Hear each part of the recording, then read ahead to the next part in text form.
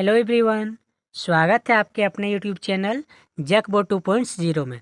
इस वीडियो के माध्यम से क्लास 10 के बच्चों के लिए सब्जेक्ट रहने वाला है आप लोग का सामाजिक विज्ञान यानी कि सोशल साइंस बच्चों, जिसका आप लोग का मोस्ट इम्पोर्टेंट क्वेश्चंस करने वाले हैं और सारे क्वेश्चंस बच्चों आप लोगों का सेलेक्टेड क्वेश्चंस VVI क्वेश्चंस रहने वाले हैं। तो आपने अभी भी हमारे चैनल को सब्सक्राइब नहीं किया है तो सबसे पहले हमारा जैकबो 2.0 चैनल को सब्सक्राइब कर लीजिए, क्योंकि इसी चैनल के माध्यम से आप लोग का एग्जाम का जो आंसर किया होता है बच्चों वो सबसे फास्ट अपलोड होता है। इसीलिए अगर आप लोग अभी भी चैनल को सब्सक्राइब नहीं किए हैं तो सबसे पहले हमारे चैनल को जरूर से जरूर सब्सक्राइब कर लीजिए। और बच्चों, इस वीडियो के पहले भी आप लोग का जो सामाजिक विज्ञान का एक ऑब्जेक्टिव का वीडियो अपलोड किया जा चुका है, जो आप लोग का मोस्ट इम्पॉर्टेंट है। साथ ही साथ इस वीडियो के बाद आप लोग का जो सब्जेक्टिव होगा सामाजिक विज्ञान का वो भी अपलोड किया जाएगा बच्चों, ठीक है, जिससे आप लोग अच्छे से पढ़ के एग्जाम का तैयारी कर सकते हैं। चलिए बच्चों, लेट ना करते हुए सबसे पहले वीडियो को शुरू करते हैं। तो बच्चों, आप लोगों के बीच में पहला क्वेश्चन आ चुका है। पहला क्वेश्चन देखिए, पूछा गया राष्ट्रवाद की पहली अभिव्यक्ति किस क्रांति के साथ हुई। तो क्वेश्चन नंबर 1 का राइट आंसर हो जाएगा आपका ऑप्शन नंबर ख, यानी कि राष्ट्रवाद की जो पहली अभिव्यक्ति है वो फ्रांसीसी क्रांति के साथ शुरू हुई थी। वहीं पे बच्चों तो क्रांति है वो कब स्टार्ट हुई थी, तो चीनी क्रांति आपका 1911 में हुआ था। जो ये सब चीज़ें बता रहे हैं बच्चों वो भी अच्छे से याद कर लीजिएगा, क्योंकि ये भी आपके एग्जाम के पॉइंट ऑफ व्यू से बहुत ही इंपॉर्टेंट है। तो चीनी क्रांति कब स्टार्ट हुआ, तो याद रखिएगा 1911 में। वहीं पे फ्रांसीसी क्रांति कब हुआ था बच्चों, तो याद रखिएगा डेट 1789 में हुआ था। फ्रांसीसी क्रांति कब हुआ था, 1789 में। वहीं पे आपका जो रूसी क्रांति है बच्चों, तो रूसी क्रांति याद रखिएगा डेट आपका 1917 में हुआ था। ये सब डेट भी याद रखिएगा आपका, क्योंकि ये सभी आपके एग्जाम से काफ़ी इंपॉर्टेंट हो जाते हैं। चलिए अगला क्वेश्चन देखते हैं बच्चों, क्वेश्चन नंबर 2। क्वेश्चन नंबर 2 में पूछा गया आपका वियना की संधि कब हुई थी। तो क्वेश्चन नंबर 2 का जो राइट आंसर हो जाएगा बच्चों आपका ऑप्शन नंबर ग बिल्कुल सही हो जाएगा। तो ऑप्शन नंबर जो ग है 1815, उसी में बच्चों वियना की संधि हुई थी। एक्चुअल में बच्चों वियना की संधि 1814 से स्टार्ट होकर 1815 तक में से कंप्लीट हो चुका था, यानी कि संधि 1815 में जाके हुआ था बच्चों, यानी कि साइन। तो इसका मतलब ये हुआ कि बच्चों कि जो वियना संधि है ये का मतलब क्या चीज़ था, तो वियना संधि आपका बच्चों एक शांति बहाल करने का एक संधि हुआ था। ठीक है बच्चों, चलिए आगे बढ़ते हैं। तो क्वेश्चन नंबर 2 का राइट आंसर क्या हो गया आपका, वियना की संधि कब हुई थी, तो ग नंबर बिल्कुल सही जगह 1815। नेक्स्ट क्वेश्चन देख लेते हैं, क्वेश्चन नंबर आपका 3 में क्या पूछा गया, किस आंदोलन का नेतृत्व गांधी जी ने नहीं किया था। ध्यान से देखिएगा बच्चों, पूछा गया गांधी जी ने नेतृत्व नहीं किया था। देखिए चंपारण आंदोलन आप लोग सुने होंगे कि चंपारण आंदोलन का गांधी जी ने नेतृत्व किया था, क्योंकि चंपारण आंदोलन बच्चों ये बिहार में हुआ था। और ये आपका कब हुआ था, तो चंपारण आंदोलन आपका 1917 में हुआ था। गांधी जी ने ही यहाँ पे जो बिहार में चंपारण जिला में नील का खेती जो अंग्रेज के द्वारा जबरदस्ती कराए जाते थे किसान से बच्चों, उसका रोक करने के लिए 1917 में चंपारण आंदोलन किए थे गांधी जी ने ही। तो ये आपका आंसर नहीं होगा, क्योंकि यहाँ पे पूछा था गांधी जी ने नहीं किया था कौन सा आंदोलन। तो अगला क्वेश्चन, अगला ऑप्शन देख लीजिए, खेड़ा आंदोलन। तो बच्चों खेड़ा आंदोलन भी गांधी जी ने नेतृत्व किया था, क्योंकि खेड़ा आंदोलन आपका ये गुजरात में हुआ था। तो खेड़ा आंदोलन कब हुआ था बच्चों, तो खेड़ा आंदोलन आपका 1918 में हुआ था बच्चों, क्योंकि खेड़ा आंदोलन जो था बच्चों वो आपका जो गुजरात के कुछ भागों में बच्चों जो किसान खेती किए थे वहाँ पे सूखा पड़ गया था। उसके बाद भी अंग्रेज क्या करते थे कि किसानों से ज़बरदस्ती लगान की मांग किए थे। इसी चीज़ का विरोध करने के लिए गांधी जी ने गुजरात में खेड़ा आंदोलन किए थे 1918 में।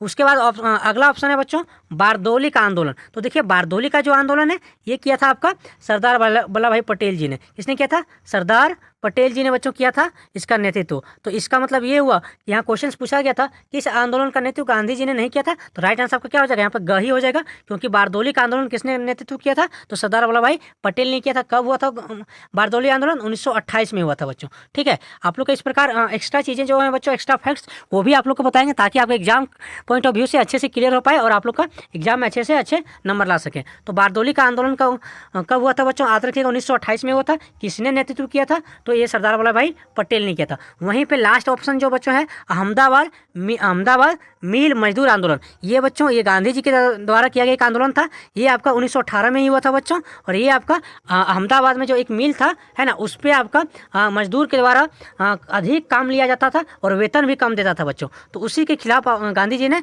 अहमदाबाद मिल मजदूर के साथ आंदोलन मिलकर किए थे। इस प्रकार आप लोग बच्चों क्वेश्चन नंबर 3 का राइट आंसर समझ पाए होंगे। क्वेश्चन नंबर 3 का राइट आंसर क्या हो जाएगा, ग बिल्कुल सही हो जाएगा कि गांधी जी का नेतृत्व कौन सा आंदोलन नहीं किया था, तो बारदौली का आंदोलन यहाँ पे सही हो जाएगा। चलिए नेक्स्ट क्वेश्चन देखते हैं, क्वेश्चन नंबर 4 बच्चों। क्वेश्चन नंबर 4 में क्या पूछा गया, चौरी चौरा कांड के बाद गांधी जी ने किस आंदोलन को वापस ले लिया था? तो बच्चों देखिए आप लोग का इसका 4 का जो राइट आंसर क्या हो जाएगा? 4 का आपका क बिल्कुल सही हो जाएगा, असहयोग आंदोलन यहाँ पे, क्योंकि चोरी चोरा कांड के बाद गांधी जी ने असहयोग आंदोलन को वापस ले लिए थे। तो क्वेश्चन आता है बच्चों कि असहयोग आंदोलन कब स्टार्ट हुआ था? तो असहयोग आंदोलन 1920 से स्टार्ट हुआ था बच्चों, और ये 22 तक चला था। और इसके बाद में जब चोरी चोरा का कांड होता है तो गांधी जी वापस ले लेते हैं 1922 में। तो क्वेश्चन आएगा चोरी चोरा का कांड कब हुआ था? तो 1922 टिक कीजिएगा। वहीं पर बच्चों अगर बताया जाए कि जो असहयोग आंदोलन था ये किसके नींव पर बेस पर स्टार्ट हुआ था? तो जब 13 अप्रैल को, ये मोस्ट अपने आप में बच्चों को एक इंपॉर्टेंट क्वेश्चन बता रहे हैं आप लोग को कि 13 अप्रैल 1919 को, है ना, बहुत मोस्ट आपका ये क्वेश्चन सही है कि 13 अप्रैल 1919 में क्या हुआ था? तो 13 अप्रैल 1919 में जालियांवाला बाग का हत्याकांड हुआ था बच्चों, जिसमें अंग्रेजों के द्वारा एक बंद जो मैदान था उसमें अंधाधुंध गोली चला दी गई थी, जिसमें हजारों जो भारतीय थे उनका शहीद हो गए थे। तो उसी चीज़ को लेकर बच्चों गांधी जी क्या किए, स्टार्ट किए असहयोग आंदोलन 1919 के बाद 1920 में प्रारंभ किए थे। गांधी जी ने असहयोग आंदोलन प्रारंभ किए थे। चलिए तो आगे बढ़ते हैं बच्चों। वहीं पे इसका और ऑप्शन क्या है?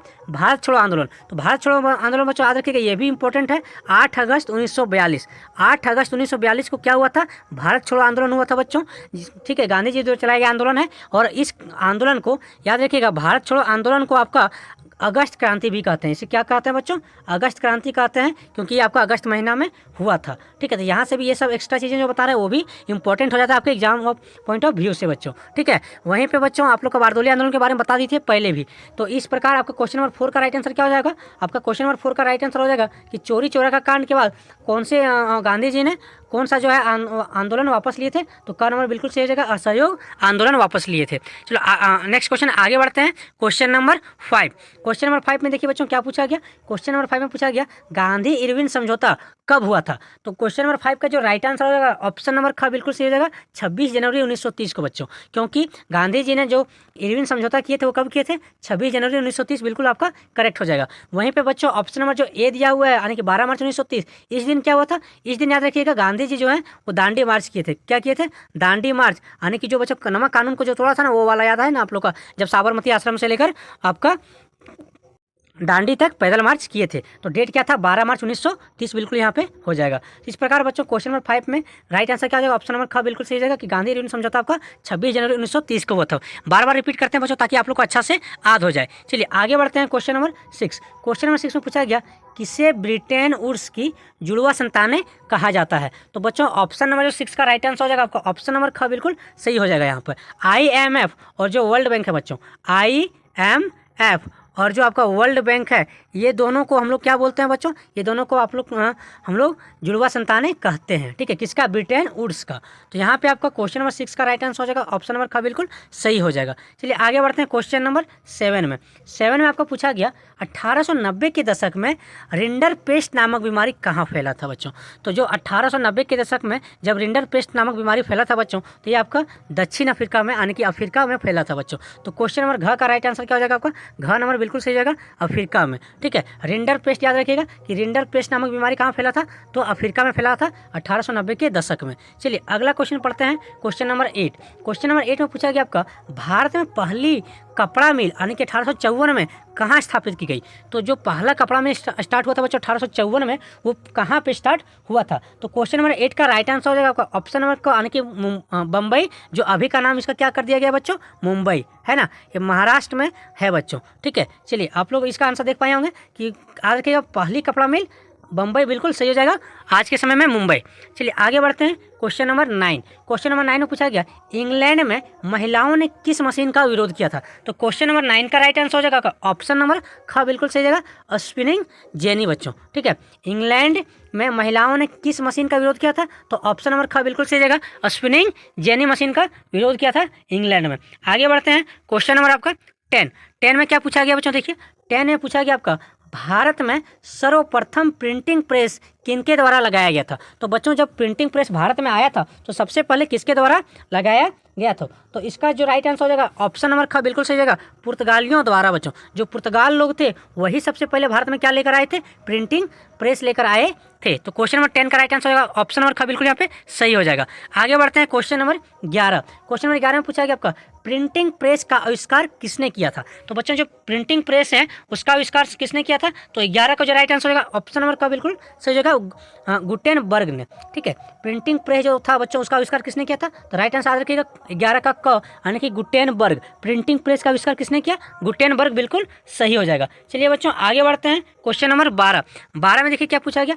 12 में पूछा गया आपका नवीन जलोढ़ मिट्टी को क्या कहा जाता है? तो बच्चों जो मिट्टी था वो दो प्रकार का हम लोग जनरली याद करके रखिएगा यहाँ पे आपका एग्जाम के पॉइंट ऑफ व्यू से कि एक होता है बांगर मिट्टी और एक खादर। तो देखिए ये जो नवीन है नया वाला वो आपका खादर होता है। यहाँ पे याद रखिएगा बच्चों खादर है लिखा हुआ है। ठीक है, खरे खादर मिट्टी बच्चों इसको नवीन मिट्टी कहा जाता है। वहीं पे जो बांगर है इसको बच्चों पुरानी जलोढ़ मिट्टी कहते हैं। क्या कहते हैं इसको?